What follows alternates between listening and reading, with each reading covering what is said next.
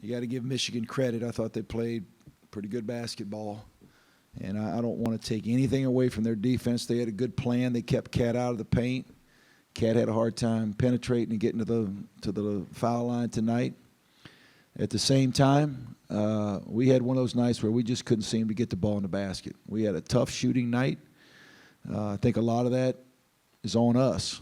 And again, I don't want to sit up here and act like they had nothing to do with it, because they did. But we also had a lot of good shots. We just had wide open shots, couldn't make them. Maverick struggled. Maverick, for a freshman, has played so well. He's been really, really good. And tonight, he just had one of those nights.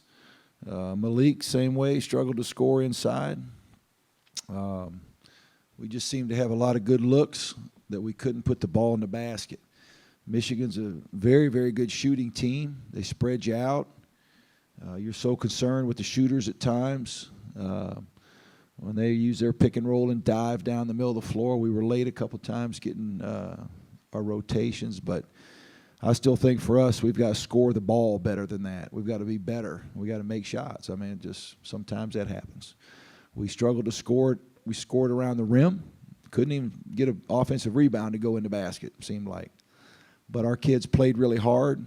They never quit. They kept competing really hard. We just had a difficult shooting night. So we'll learn from it and get better.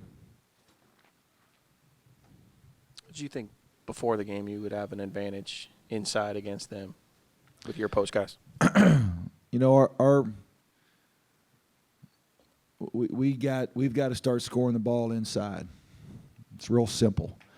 You know, between Malik, Leonard, and BJ, they've got to give us some offensive production.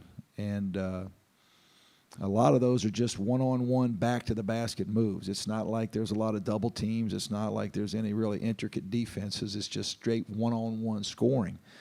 When we get no scoring from our interior guys, what happens is it puts so much pressure on Cat, Caleb, Maverick, those three especially, to score every point. The game's too hard to do that. I mean, we got to have more balance. And BJ was pretty good tonight. He got it down there and scored a few times. Leonard had some offensive rebound putbacks late in the game, couldn't get in the basket. Malik had one-on-one opportunities. So we've got to be better there. I've got to do a better job in practice. We've got to work with those guys. We've got to develop them better. But right now we're not getting nearly enough offensive production from our interior players. And so we've got to do it. It puts too much pressure on Cat and Maverick and Caleb to get every basket. Now, you can't play that way.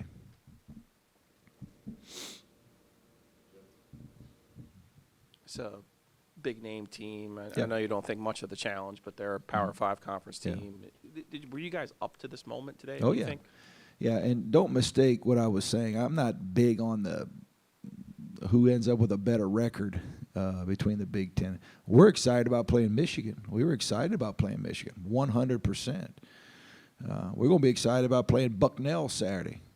We hadn't done anything. We're not the type team that's looking past anybody. We're really excited about every opportunity that we play. So, absolutely. Today we were excited about playing a really, really good basketball team from the Big Ten. And we came out, I thought, with great energy. Our first 5 minutes, we made shots. We looked pretty good.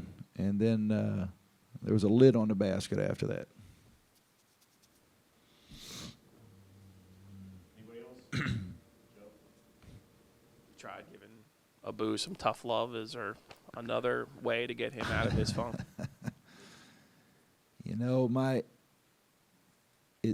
My answer a lot of times, and guys that have played for me sometimes, they'll all chuckle if they read this or they hear me say this.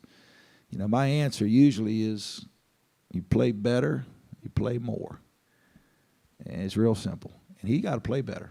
And, right now, BJ's giving us good minutes. Leonard, defensively does things. Cody, we're playing some of him at the forward.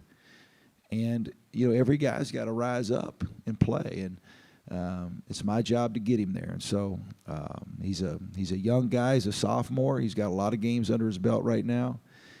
He's playing.